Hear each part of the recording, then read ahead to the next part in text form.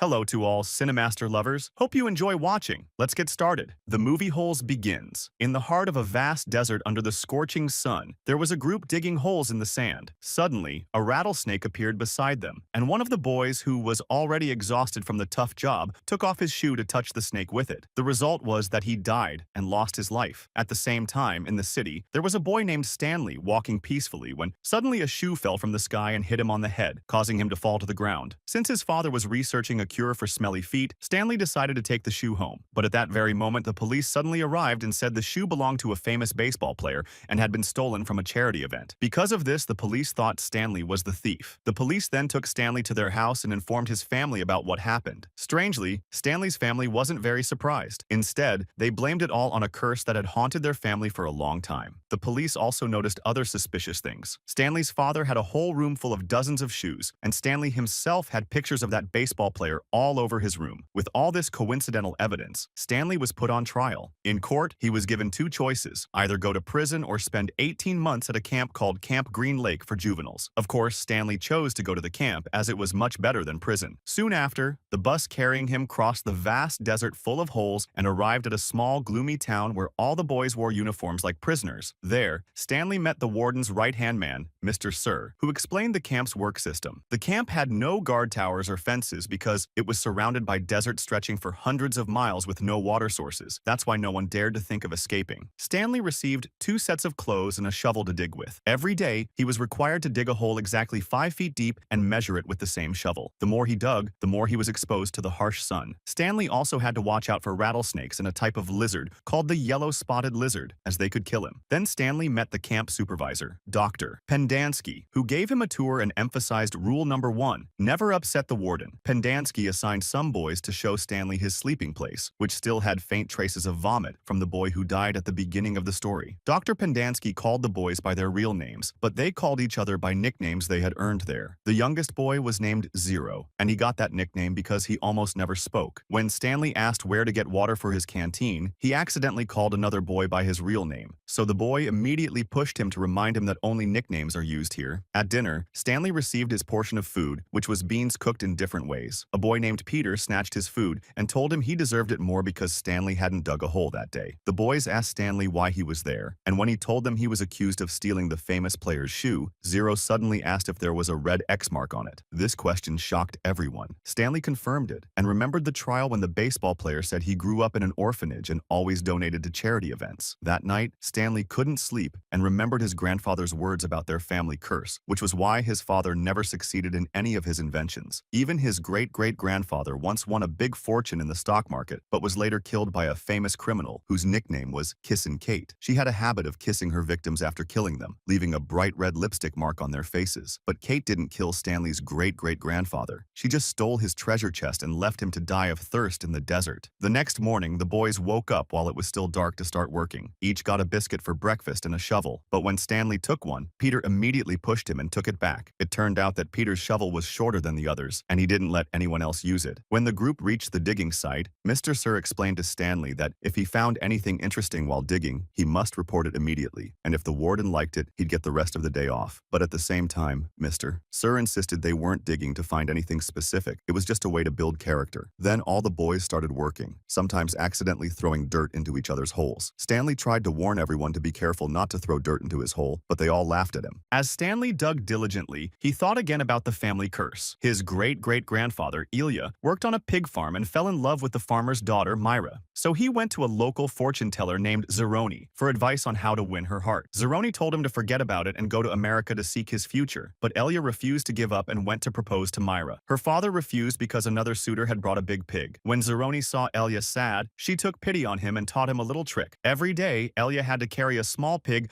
up a mountain to drink from a spring there while singing it a special song. Over time, Ilya would become stronger, and the pig would grow and become a better dowry. After giving the pig to the farmer, Ilya had to return and carry Zeroni herself up the mountain so she could also drink from the spring. If he broke his promise, a curse would fall on him and all his descendants. Ilya followed the instructions for a few days. The pig grew, and he took it to the farmer, but unfortunately, Ilya's pig and his rival's pig were exactly the same size. The farmer let Myra choose her husband herself, but she couldn't decide, so she suggested a guessing game to settle the matter. Her superficial attitude upset Ilya, and in the end, he decided decided to travel to America as Zeroni had advised from the start. But unfortunately, before leaving, he forgot his promise to carry Zeroni up the mountain, which made her angry and she cursed his family forever. Back to the present, Mr. Sir drove his car to the holes so the boys could fill their canteens and mocked Stanley because his hands were already full of blisters from the first day of digging. The first one to finish digging was Zero, who was so fast the boys joked he must be eating the dirt to finish that quickly. When Stanley finally finished his hole, no one helped him out, so he had to learn how to climb out by himself. On his way back to the camp, Stanley saw Mr. Sir pointing a gun at him, but in reality, he was aiming at a yellow-spotted lizard. The first shot missed, and the lizard puffed up its neck and ran towards Stanley, but Mr. Sir fired a second shot and killed it. Day after day, Stanley started to get used to the harsh camp routine. He woke up early and forced himself to eat baked beans, then dug all day until his hands got more and more blistered. Sometimes dangerous animals would appear, and sometimes the showers didn't work at all. The other boys made fun of Stanley a lot and called him weak. To avoid trouble, Stanley endured and stayed quiet. In the letters he sent to his mother, he lied and said he was having a wonderful summer at a normal summer camp. One afternoon, Stanley accidentally found a fossil and gave it to Pendanski, but the doctor told him the warden didn't care about those fossils at all. He added that the place used to be a lake and the land around it belonged to the warden's grandfather. Here, we flash back. This town used to be lively and full of life. There was a trader named Sam who came in his horse-drawn cart to sell a special kind of onion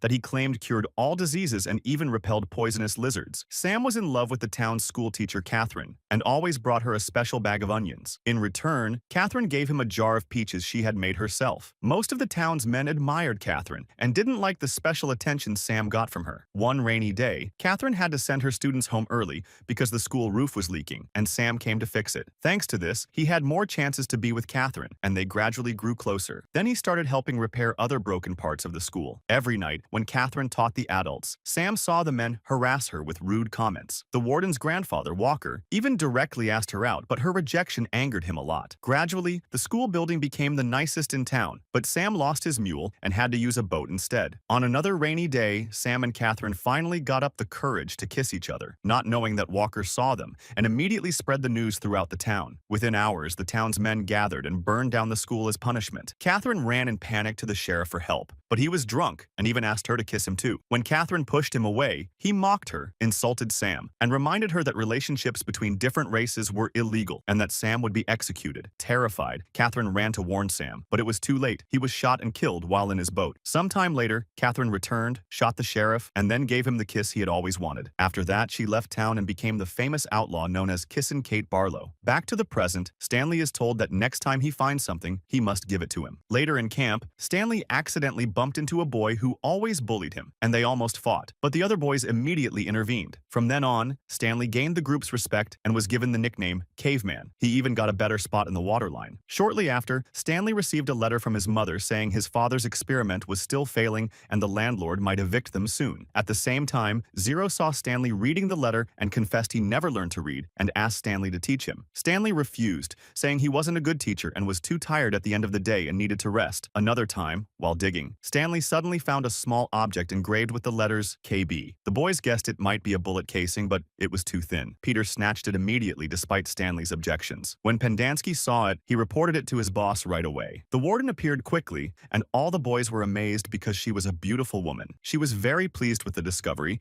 gave Peter the rest of the day off, and ordered the others to dig around Peter's hole. That afternoon, the boys worked harder than usual but found nothing because it wasn't the right spot. In the following days, they had to keep digging in the tunnel they had started, but the only thing they found was a small handle. Eventually, the warden gave up and ordered the boys to go back to digging individual holes like before. The next day, while Mr. Sir was filling the canteens with water, a boy stole a bag of sunflower seeds from the truck. When Mr. Sir left, the group started snacking, but soon after he realized the bag was missing and came back. The boys quickly hid the bag, but it accidentally spilled under Stanley's feet, so he tried to cover it with sand. When Mr. Sir returned, he saw the seeds on the ground, and to everyone's surprise, Stanley took the blame for his friend. This shocked everyone. Mr. Sir immediately took him to the warden's office for punishment. Inside her office, there were posters of Kissin' Kate Barlow everywhere. The warden showed Stanley her special nail polish, which she made herself and which contained rattlesnake venom. After putting on the polish, she suddenly slapped Mr. Sir across the face because he stopped Stanley from digging over something as trivial as sunflower seeds. Then, calmly, she let Stanley go back to digging. When Stanley returned to the digging site, the boys looked at him like a hero, and Zero had already finished his hole for him. To thank him, Stanley agreed to teach Zero to read. The next time Stanley Stanley met Mr. Sir. The man's face had 2 nasty scratches from the warden's poisonous nails. He was so angry that he refused to put water in Stanley's canteen. At the same time, Stanley remembered what he saw in the warden's office and realized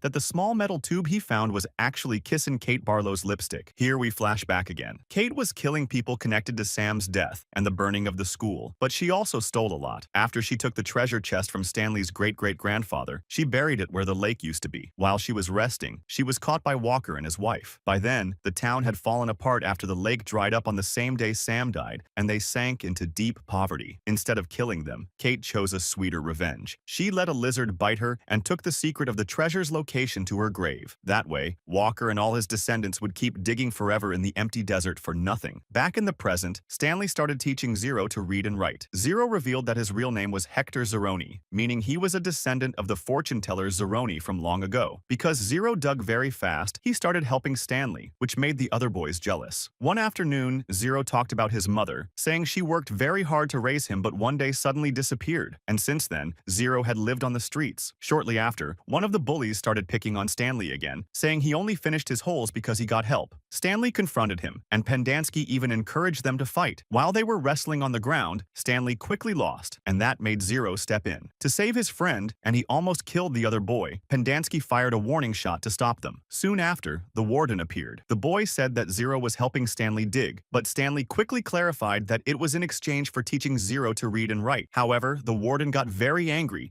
and Pendanski started mocking Zero mercilessly, calling him stupid. After he couldn't take it anymore, Zero finally snapped, hit Pendanski with a shovel, and ran off into the desert. Mr. Sir wanted to chase after him, but the warden stopped him, saying Zero had no relatives and they could erase his records and pretend he was never there. At night, the boys talked about how Zero would surely die in the desert. Stanley was worried the whole time, remembering the story of his great-grandfather who survived 16 days in the desert after Kate robbed him. It was said he found a refuge called the Thumb, but nobody knew what it was because he was half crazy when they found him. The next day, a new boy arrived to take Zero's place, which upset Stanley, so he decided to plan something. When Mr. Sir came to fill the canteens, Stanley suddenly jumped into the truck, started it, and drove off. Mr. Sir grabbed the door immediately, and Stanley tried to push him away. Because of the chaos, the truck fell into a hole, but Stanley didn't give up. He got out of the truck and ran straight into the desert, with the other boys cheering for him. When the warden heard the news, she ordered Mr. Sir to report Stanley missing after 2 weeks because by then, nothing would be left of him. Under the scorching sun, Stanley kept going, ignoring the poisonous lizards around him. Finally, he discovered the Sam boat, and underneath it was Zero, exhausted to the point of collapse but still alive because he had survived all this time on jars of peach jam, the same peaches Catherine used to give Sam long ago, now preserved in glass jars. After Stanley ate some too, he suddenly saw a mountain in the distance shaped like a thumb, and immediately understood that this was where his great-grandfather had survived. The 2 boys left the boat and started climbing the mountain, which was a very difficult task. Stanley slipped and almost fell, but Zero quickly handed him the shovel and pulled him up. Unfortunately, this move injured Zero's hand, so Stanley tried to bandage it with what he had. They continued, but Zero grew weaker and collapsed. Stanley caught him before he rolled away, but at that moment, he too was at his limit and fainted. Stanley didn't give up. He carried his friend on his back and made it to the top of the mountain, just like his great-grandfather once carried the pig. Finally, Stanley saw a green patch